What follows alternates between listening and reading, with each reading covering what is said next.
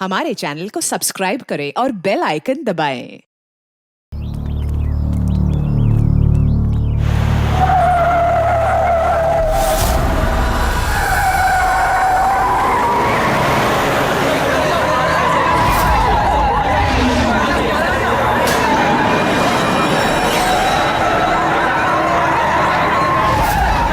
अरे बबलू भाई,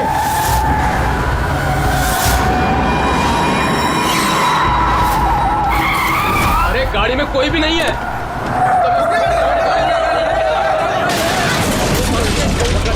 पेड़ से जाके ठोकी थी गाड़ी। आ जाओ।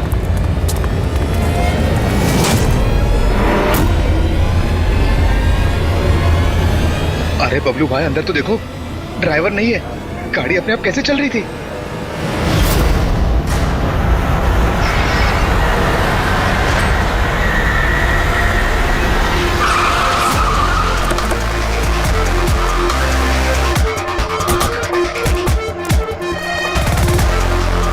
सलाम साहब।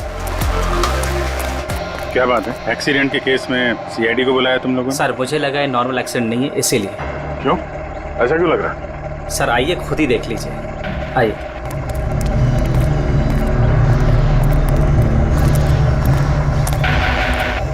सर दरवाज़ा खुल नहीं रहा था, बड़ी मुश्किल से हमने खोला इसे।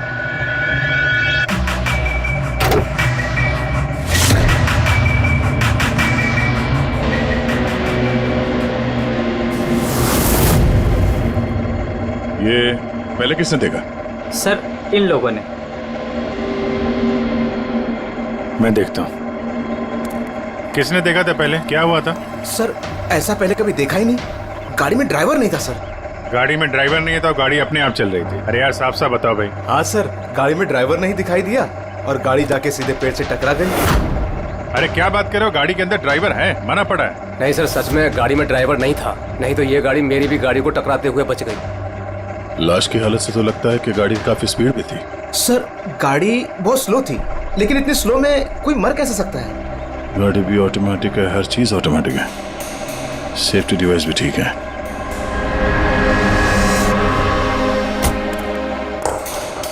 ये लोग तो बोल रहे हैं कि इन लोगों ने इसे ड्राइव करते हुए देखा ही नहीं। अच्छा, तो हो सकता है ये ड्राइवर पहले से घायल हो, जिसकी वजह से ये ड्राइविंग सीट से फिसल के स्टीयरिंग के नीचे जो जगह है वहाँ पे सरक गया और उसके बाद ही एक्सीडेंट हुआ हो। शायद इसीलिए नहीं दिखा होगा। कुछ पता चला कौन है? कुछ आईडी वगैरह? अरे हाँ, इसका नाम अमन है और उसका मोबाइल है पूरी तरह से टूट गया। और एक बात अभिजीत, ये गाड़ी ऑटोमेटिक है। ये देखो इंजन अभी भी ऑन है, ऑफ नहीं हो रहा है। हो सकता है जब ये एक्सीडेंट हुआ हो उसकी वजह से जो इम्पैक्ट हुआ उससे कार का कंप्यूटर क्रैश हुआ। यार ये लोग तो बोल रहे हैं कार बहुत स्लो थी जब टकराई। ऐसा इम्पैक्ट? कहीं कार के साथ कुछ छेड़छाड़ तो नहीं की गई? हो सकता है। ठीक है, गाड़ी को पुलिस गैराज भेजते हैं और इसको फोरेंसिक लैब। मैंने इस गाड़ी को अच्छी तरह से चेक किया है। इस कार को मॉडिफाई किया गया है, एक्स्ट्रा सेफ्टी फीचर्स दिए गए हैं। एक्स्ट्रा सेफ्टी फीचर्स जैसे कि? जो आम गाड़ियों में होता है उससे कहीं ज्यादा, जैसे कि एक्स्ट्रा एयर बैग्स, अच्छी क्वालिटी के शॉकअप्स, ज्यादा मजबूत कांच और अच्छी क्वालिटी के ज्यादा मजबूत सीट बेल्ट।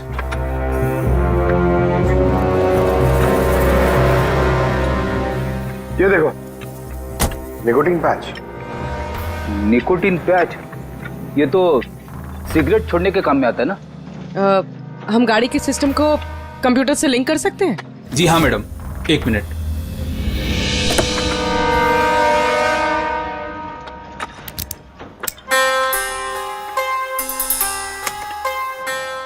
मैम, किसी ने सेटिंग चेंज किया है।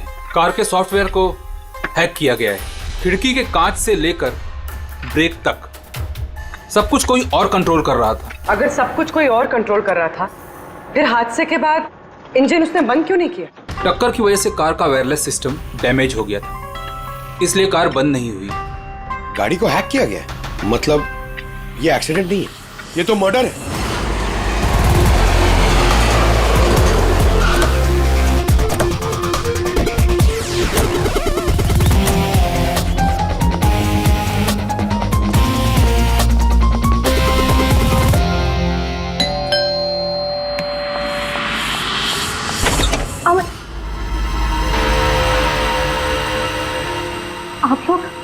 CID।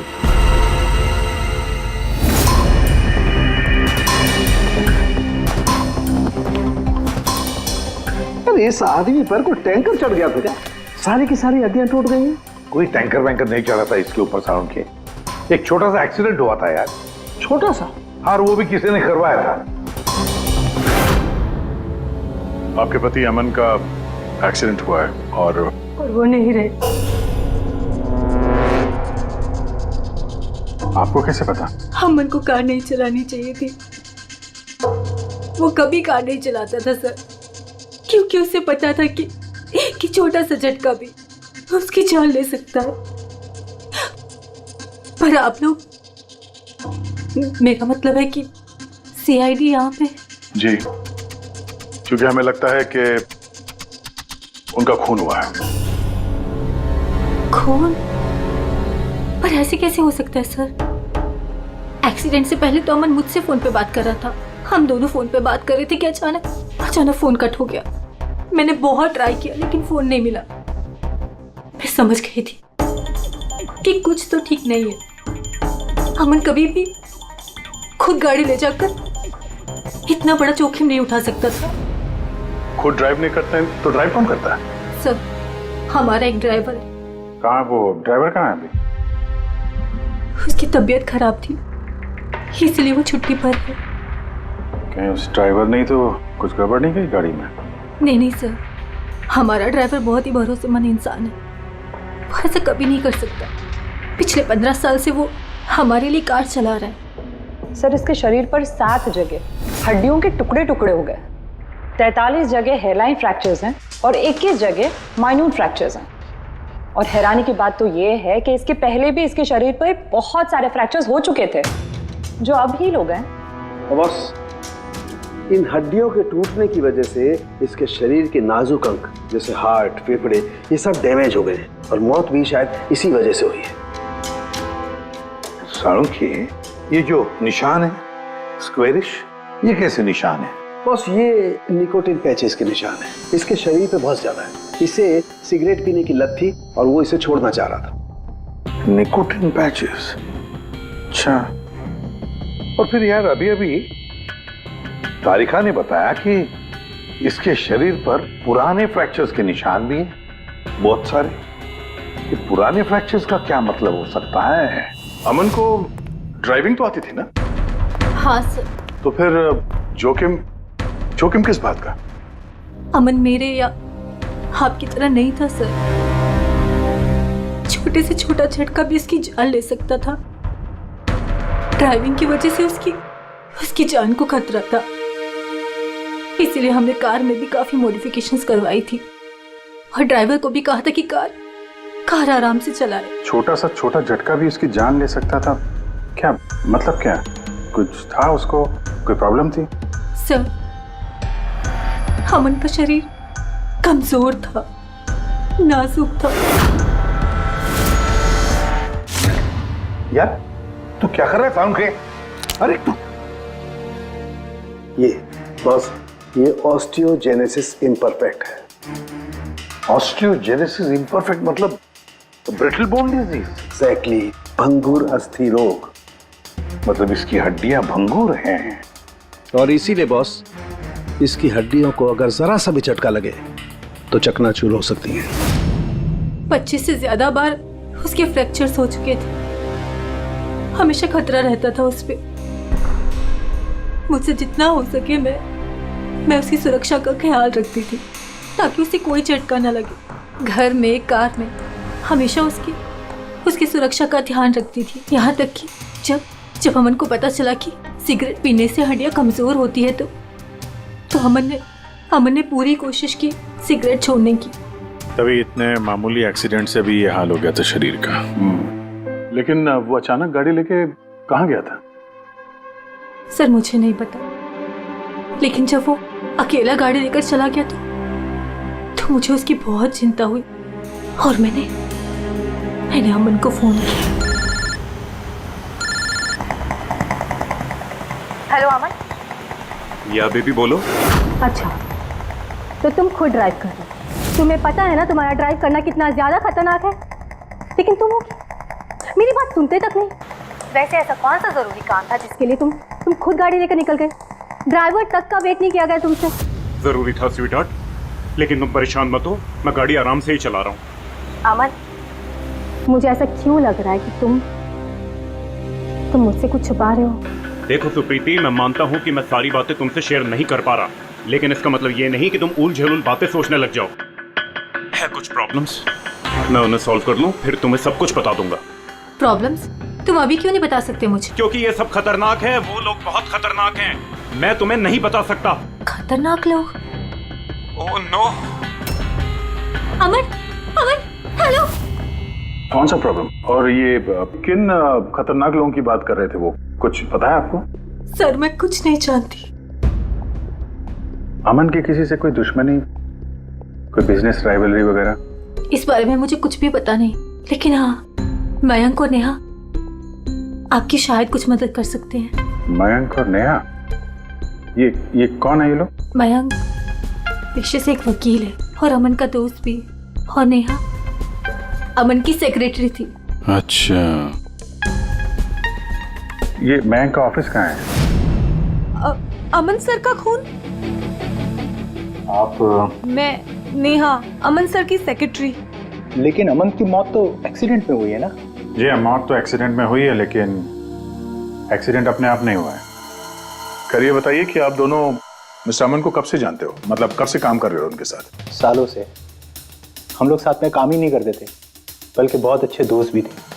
अमन की बीमारी की वजह से ज्यादातर बिजनेस वगैरह मैं ही हैंडल करता था। और नेहा जी, आप? सिर्फ मैं और मयंक सर ही तो थे, अमन सर का पूरा बिजनेस संभालते थे। वैसे बिजनेस क्या है उनका? इन्वेस्टमेंट का बिजनेस है। हम लोग अलग अलग कंपनीज में पैसे लगाते थे, और जब वो कंपनीज में मुनाफा होने लगे तो अपना परसेंटेज वापस ले लेते थे। ऐसी 50 कंपनीज है जहाँ पर पैसे लगाए थे अमन ने। किस तरह का कंपनीज में इन्वेस्ट करते थे? वैसे तो कई सारी कंपनीज में पैसे लगाए थे, लेकिन उनकी सबसे ज़्यादा दिलचस्पी 20-30 फार्मास्यूटिकल्स कंपनीज में थी। फार्मा कंपनी या दवाइयों की कंपनी? जी, ये कंपनीज बहुत नुकसान में चल रही थी, लेकिन आपको तो पता ही होगा अमन की बीमारी के बारे में। और ये कंपनीज उसी बीमारी का इलाज निकालने की कोशिश कर रही थी, और अमन का सपना था कि इस बीमारी का इलाज संभव हो जाएगा तो किसी और को वो तकलीफ नहीं उठानी पड़ेगी जो उसे थी। और सर, अभी तो उन कंपनीज में फ़ायदा भी होना शुरू हो गया था।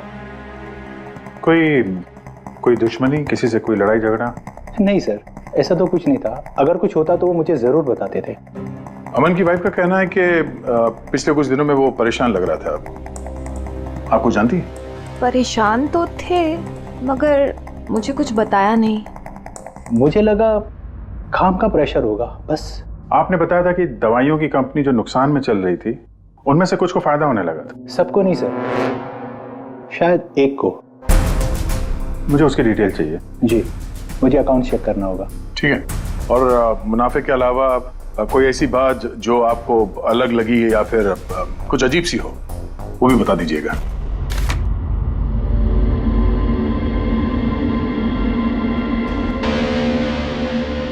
ये जादव है सर, अमन का ड्राइवर। काफी परेशान लग रहा है वो। देखते हैं।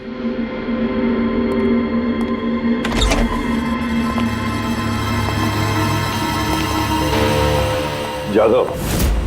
जी सर। अमन के ड्राइवर है ना? जी सर। क्यों, छुट्टी पर क्यों गए थे तुम? साहब, बीमार हूँ और अमन सर ने मुझे खुद छुट्टी दिया था। मिस्टर अमन को तुम ही लेके जाते थे ना? जी मैडम, अमन सर मेरे साथ ही जाते थे। कभी वो कोई टैक्सी वगैरह नहीं लेते थे। तो फिर तुम तो हमें बता सकते हो कि अमन साहब कहाँ कहाँ जाते थे, है ना? जी जी। ये देखो जादव, ये जगह पर उनकी मौत हुई थी। अब ये जो रास्ता है, ये कहाँ पर जाता है, या फिर वो इस रास्ते पर कहाँ जा रहे थे, ये तुम्हें पता है? मुझे नहीं पता है। देखो, हमें पता है कि तुम इसके बारे में जानते हो। तुम्हारी भलाई इसी में है कि सीधे सीधे बता दो। जी मैडम। सुप्रीति मैडम से कुछ कहिएगा मत। वो सड़क के कुछ दूर पे एक मोटेल है, वहां हमेशा वो बार बार जाते थे। मोटेल में बार बार जाते थे? क्यों, उससे मिलने जाते थे? जी साहब, एक मैडम थी,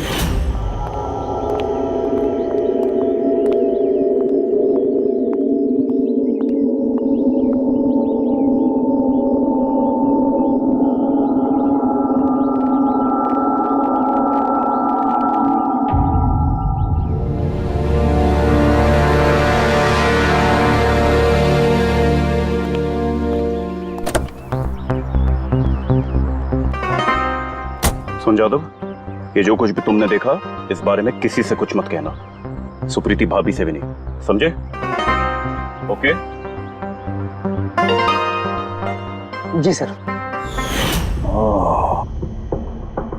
मैडम थी, मतलब अमन का उस औरत के साथ चक्कर चल रहा था। जी छोटी मुंह बड़ी बात, साहब छुप छुप के उस मैडम से अगर मिलते थे तो इसका मतलब तो यही निकलता है। अमन उस औरत से मिलने जा रहा था जब यह हादसा हुआ, तो हो सकता है वो औरत अब भी वहीं पर हो, उसी मोटल में। चलकर मिलना पड़ेगा इस औरत से।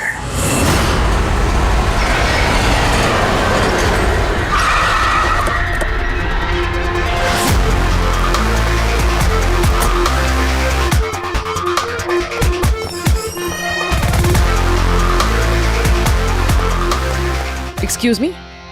Yes madam, how can I help you? हम किसी से मिलने आए हैं। लेकिन आप लोग हैं कौन और किससे मिलना है आप लोगों को? हम लोग सीआईडी से। ये आदमी, ये आपके मोटेल में आता जाता रहता है? हाँ मैडम। किससे मिलने आता है? हमारे होटल के रूम नंबर 305 में एक मैडम रुकी हुई है, रूही। वो उनसे अक्सर मिलने आता रहता है। 305? यस सर, वो अभी चेकआउट करने वाली है। ये रूही हाथ से निकलनी नहीं चाहिए।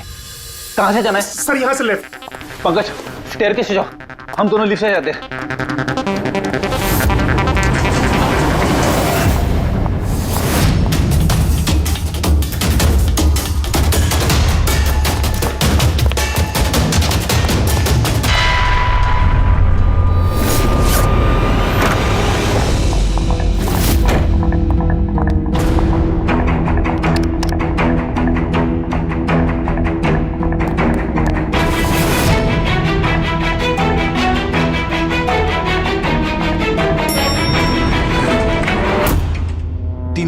सर उधर।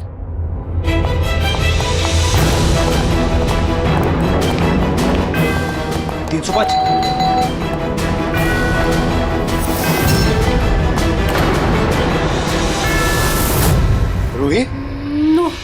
ए, रुको! पूर्वी! रूही, मुझे मत मारो, प्लीज। रुको। रूही, रूही, ए रूही, रूही, रूही, रुको, रूही।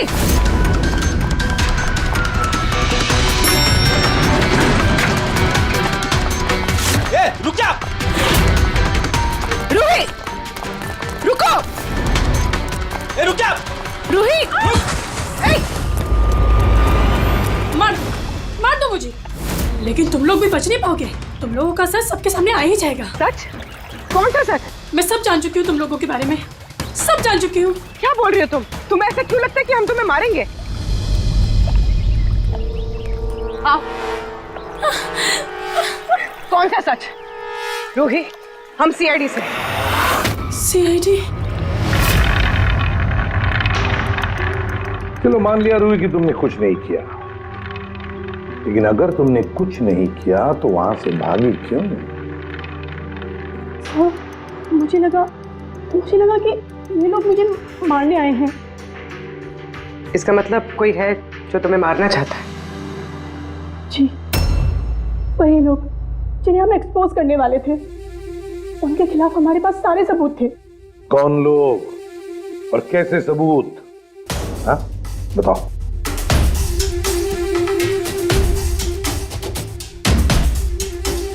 इसे तुम जानती हो ना, यमन है ना, इसी के साथ तुम मिलकर काम करती थी, इसी के साथ मिलकर तुम उन लोगों को एक्सपोज करने वाली थी जिसकी वजह से अमन की जान चली गई। देखो भी, अब शायद तुम्हारा नंबर है, वो लोग तुम्हें मारेंगे। सर मैं मरना नहीं चाहती, सर। तो फिर बताओ जल्दी, कौन लोग हैं वो? उनका राज छुपाने से वो तुम्हें छोड़ेंगे नहीं। सर,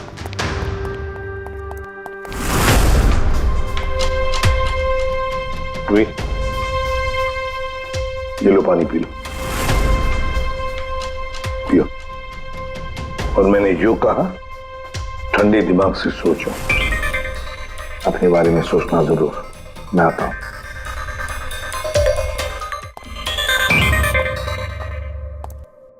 घबराई हुई है, डरी हुई है। लेकिन अब डरने की क्या जरूरत है सर? अब तो सीआईडी के पास है वो। लेकिन सर वो हम पे भरोसा नहीं कर पा रही, थोड़ा वक्त लगेगा। से जो अमन का वकील है मयांक, उससे क्या पता चला? सर अमन ने बहुत सारी दवाई की कंपनियों में पैसा लगाया था, लेकिन वो सब की सब घाटे में चल रही थी। एक कंपनी है जिसने अभी अभी फाइनली फायदा करना शुरू किया था, CRM फार्मास्यूटिकल। और सर ताजुब की बात यह है कि अमन ने पिछले हफ्ते ही इस कंपनी के साथ जितने भी डीलिंग्स है वो सब तोड़ दिए, और मयंक भी इस बात से काफी हैरान था। वही तो समझ में नहीं आ रहा है कि इस अमन ने जब ये कंपनी लॉस में जा रही थी तब उसके साथ तो डील नहीं तोड़ा, और जब ये कंपनी प्रॉफिट कर रही है तब डील तोड़ने जा रहा है। और सर वो मयंक से कभी कोई बात छुपाता नहीं था, उसने ये बात मयंक को बताई भी नहीं। हाँ सर, मयंक ने उसका भरोसा तोड़ दिया होगा सर। आओ जरा रोहित, CRM फार्मास्यूटिकल्स के साथ जो अमन की डील थी वो तुम्हारी वजह से कैंसिल हो गई है ना? वरना उसके पास ऐसी कोई वजह तो थी नहीं। अब सच सच बता दो कि डील तुमने क्यों तोड़वाई? क्योंकि उसने मेरे भाई का खून किया। भाई का खून? सर, मैं जिस शहर से आई हूँ उस शहर में बहुत पोल्यूशन है। मेरे भाई को पोल्यूशन से बहुत एलर्जी थी, उसे सांस लेने में बहुत तकलीफ होती थी। वो तो सिर्फ दवाइयों पर ही जिंदा था। एक मिनट, और वो दवाइयाँ थी CRM फार्मास्यूटिकल कंपनी की, हैं? जी सर, और सबकी सब नकली थी। मेरे भाई के ऊपर कोई असर ही नहीं कर रही थी, और ये बात हमें बहुत लेट पता चली, और मेरे भाई की जान चली गई। तुम्हें कैसे पता चला कि वो दवाई नकली थी? सर, मैं खुद एक प्राइवेट कंपनी में केमिस्ट हूँ। जब ये दवाइयाँ मेरे भाई पर असर ही नहीं कर रही थी तो मुझे शक हुआ कि क्या बात हो सकती है। तो मैंने उन दवाइयों को खुद से टेस्ट किया और मेरा शक बिल्कुल सही निकला। सारी दवाइयाँ नकली थी। नकली थी मतलब? सर, हर एक दवाई एक खास केमिकल से बनती है, और जिस दवाई की मेरे भाई को जरूरत थी वो केमिकल तो उस दवाई में था ही नहीं, जिसकी वजह से वो दवा उस पर असर भी नहीं कर रही थी। और अमन इस कंपनी में एक इन्वेस्टर था। जी सर, इसलिए मैं उससे मिलने भी गई थी, लेकिन वहां जाके पता चला कि इसमें तो उसका हाथ है ही नहीं, और उसने मुझसे प्रॉमिस किया कि वो मेरी इसमें मदद करेगा। अरे सर, आप यहाँ कैसे? कोई काम था क्या? हाँ, ये मेरी असिस्टेंट रूही है। हेलो। इसे देखना था कि दवाइयाँ कैसे बनती हैं। देख सकते हैं? कैसी बात कर रहे हैं सर? आपको कैसे मना कर सकते हैं? आइए मैं दिखा देता हूँ आपको। एक काम कीजिए, आप मेरे साथ बॉस के यहाँ चलिए, रूही अपने आप देख लेगी। रूही तुम जाओ। मैम आइए। एक मिनट सर, ज्यादा आगे मत जाना, आप यहीं तक देखना। आइए सर, मैं लेकर चलता हूँ। आप आइए। आइए सर।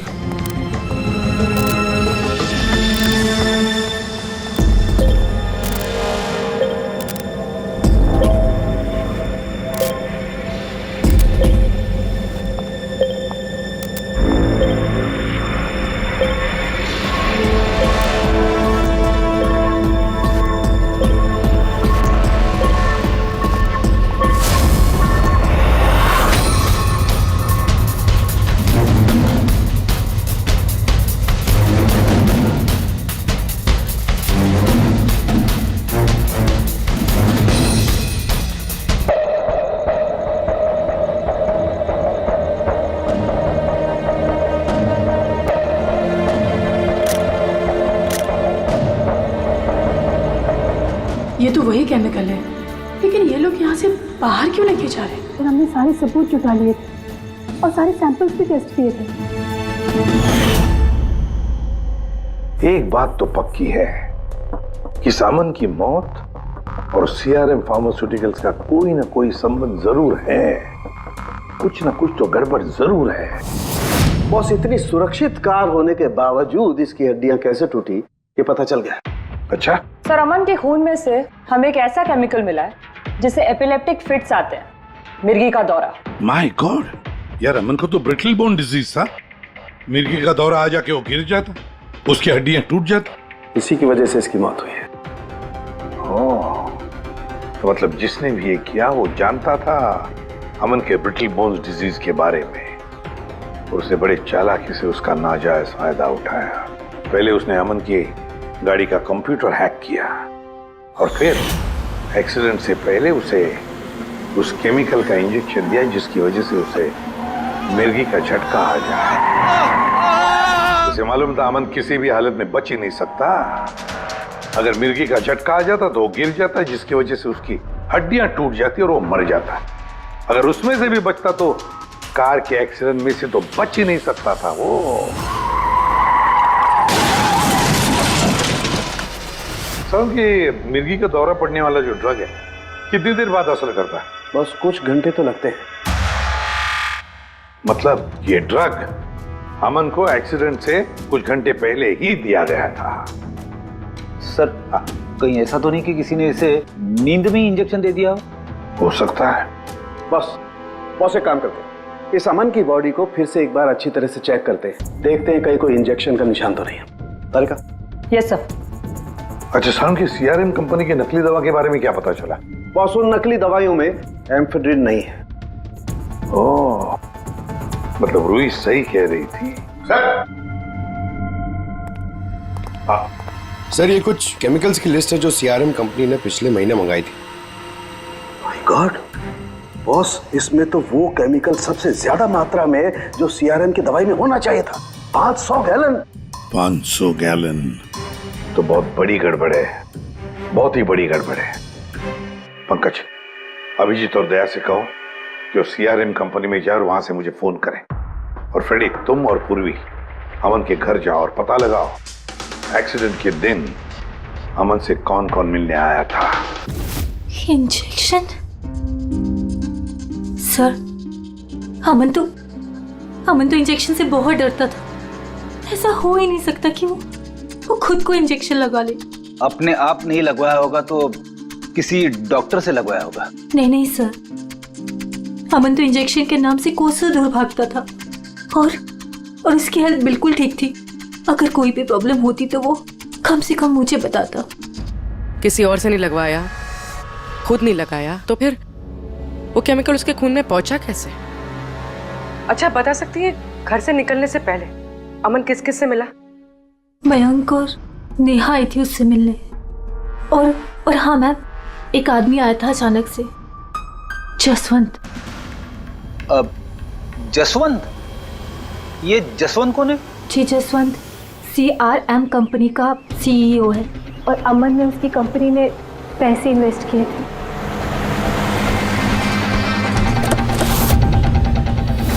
मिस्टर जसवंत, आप अमन के घर गए थे उससे मिलने के लिए उसके एक्सीडेंट के कुछ घंटे पहले? जी सर, मैं गया था लेकिन मिल नहीं पाया था। तो दरअसल उनकी वाइफ ने मुझे बताया कि वो सो रहे, तो मैंने सोचा वो शायद मुझे अवॉइड करना चाहते होंगे, तो मैं वापस चला आया। पापा, अमन ने हमारे साथ बिजनेस डील कैंसिल की, फिर भी आप उससे मिलने गए थे? जी बेटा, क्योंकि मैं उनको वापस लाना चाहता था। सर वो हमारी नई यूनिट के लिए बहुत जरूरी था। तो जसवंत जी, जब आप अमन से मिलने उसके घर गए तो वाइफ सुप्रीति के अलावा वहां कोई और भी था? मैं जब गया तब तो वहां कोई नहीं था, लेकिन हाँ जब मैं वहां से निकला तो उनके लॉयर मिस्टर मयंक और सेक्रेटरी नेहा, वो दोनों जरूर उनके घर आए थे। अच्छा ठीक है, thank you very much. Boss ये देखो, ये निकोटिन पैच का हिस्सा और यहाँ पर देखो ये इंजेक्शन का निशान। खूनी ने यहीं से वो मिर्गी के दौरे वाला इंजेक्शन इसे दिया है। इसका ये हिस्सा सुन्न करके, हाँ, और वो इस पैच के जरिए। इसे इमला पैच कहते हैं। इमला पैच? ये बच्चों को इंजेक्शन लगाने से पहले लगाते हैं ताकि वो पर्टिकुलर एरिया सुन्न पड़ जाए और उन्हें दर्द ना हो। अब बस ये इमला पैच और ये निकोटिन वाला पैच, ये देखो बस, ये दोनों पैच एक जैसे दिखते हैं, बिल्कुल एक जैसे। हाँ, खूनी ने इस निकोटिन वाले पैच की जगह ये एमला पैच इसके हाथ पर लगाया, इसके हाथ का ये हिस्सा सुन्न कर दिया और बाद में मिर्गी के दौरे वाला इंजेक्शन यहाँ से लगा दिया, शायद तब जब वो सो रहा था। हाँ सर, ये कर कौन सकता? जसवंत तो एक हफ्ते से अमन को मिला भी नहीं। तो फिर सर वो मयंक या फिर नेहा, वो तो नहीं। पंकज, ये खेल कौन खेल रहा है तो हम पता लगा ही लेंगे। अब हम भी एक खेल खेलेंगे, एक ऐसा खेल जिसमें जीत सिर्फ हमारी ही होगी, हमारी जीत।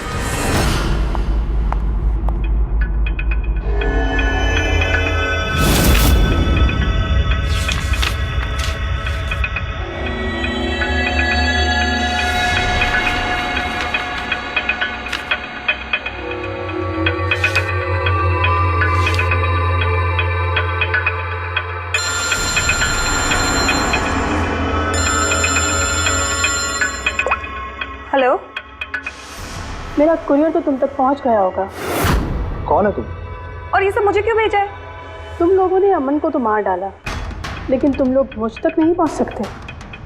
अगर तुम लोग चाहते हो कि मैं अपना मुंह बंद रखूं, तो मुझे 5 करोड़ रुपए देने होंगे।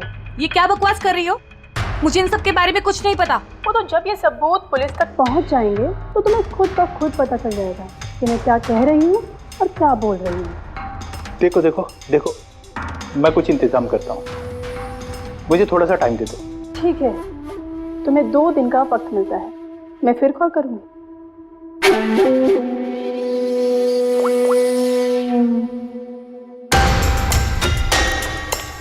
तो मास्टरमाइंड ये मयंक है।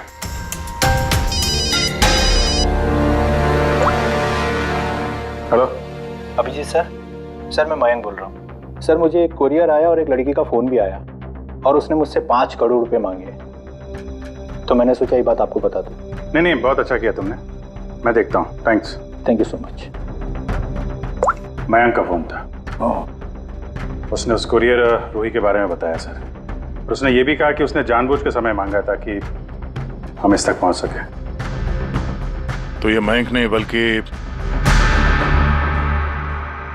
कोई और ही है।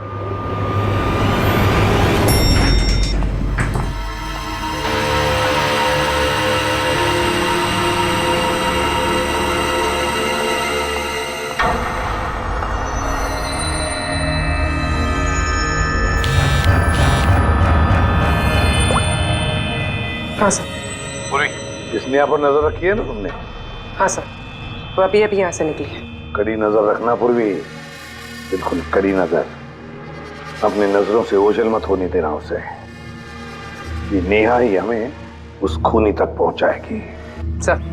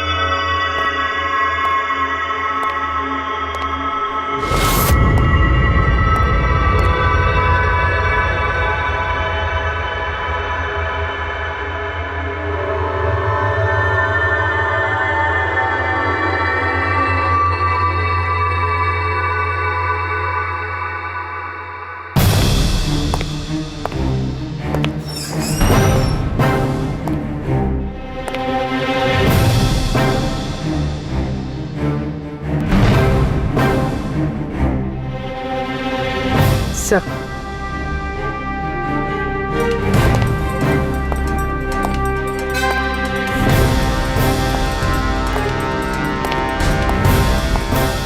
क्या हुआ?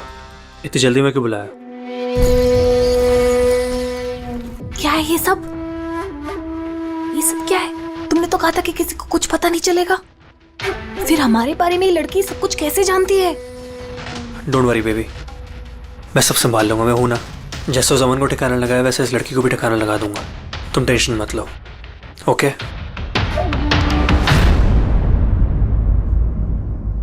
पहले हमसे तो निपट लो।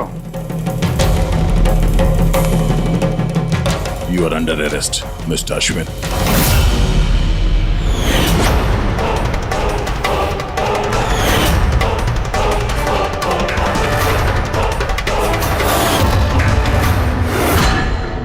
अश्विन के पास तो वजह थी, तुमने अपने बॉस का खून क्यों किया? हम दोनों एक दूसरे से प्यार करते हैं। जब मुझे पता चला कि अमन सर सीआरएम फार्मास्यूटिकल की जांच कर रहे हैं तो ये बात मैंने अश्विन को बता दी ताकि वो लोग अपनी गलतफहमियां दूर कर सके। लेकिन इसने तो अमन को ही दूर कर दिया, क्यों अश्विन?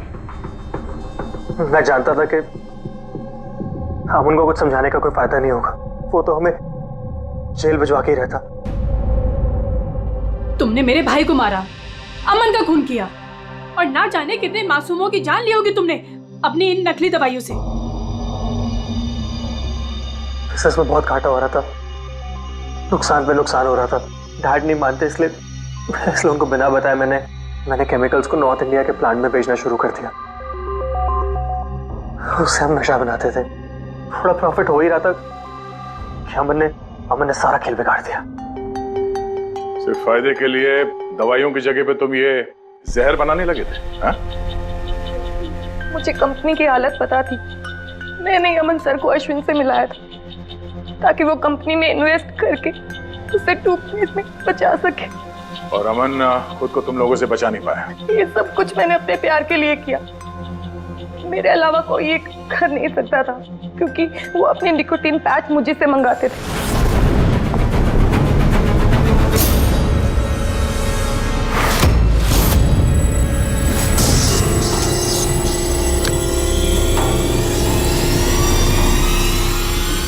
उसके अगले दिन जब हम अमन के घर पर गए। अरे आप ही गए? पर अमन तो सो रहे हैं, अगर कुछ इम्पोर्टेंट काम है तो मैं जगा देती हूँ। नहीं कोई बात नहीं, हम इंतजार करेंगे।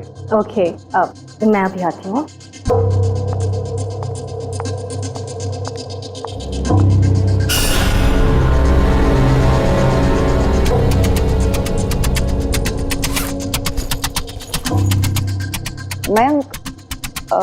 मैं जरा वॉशरूम होकर आऊं।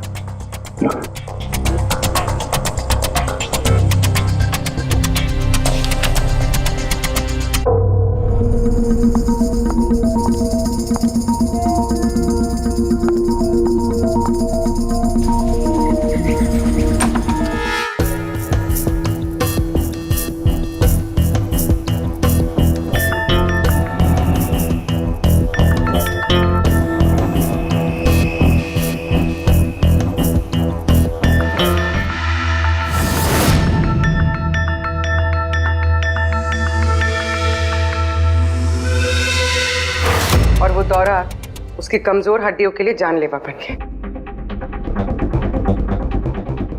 और तुम चीफ टेक्नोलॉजी ऑफिसर, तुमने रिमोट कंट्रोल से अमन के कार के कंप्यूटर को हैक कर दिया और उसका एक्सीडेंट करवाया। कमाल का दिमाग पाया तुम लोगों ने, कमाल का दिमाग। काश यही दिमाग किसी अच्छे कामों में इस्तेमाल करते तो देश का भला हो जाता, समाज का भला हो जाता। पर नहीं, तुम्हारे इस टेढ़े दिमाग ने दो मासूम लोगों की जानें ली और पता नहीं कितने सैकड़ों लोगों की मौतें हुई तुम्हारी इस गलत दवाइयों की वजह से। तुम्हें तो कड़ी से कड़ी सजा होगी, शायद फांसी होगी तुम्हें। For more updates, subscribe to our channel, click the show links and enjoy watching the videos.